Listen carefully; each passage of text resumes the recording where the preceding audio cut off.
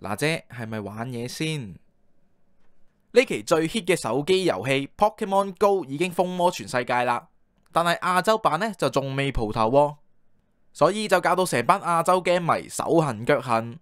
而藝人周秀娜同陳如希日前就喺 Facebook 上面預告自己會率先玩香港版嘅 Pokemon Go， 仲話會直播埋玩 game 嘅情況添，搞到成班 fans 都好葡萄。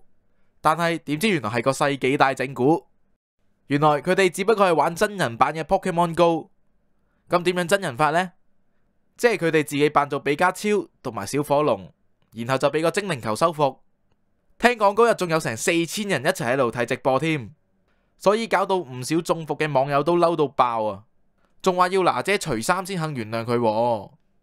娜姐，你咁樣玩嘢法，今次真係唔除唔掂啦！呢個娛樂八卦新聞由 VCat 853嘅仔仔為你報道。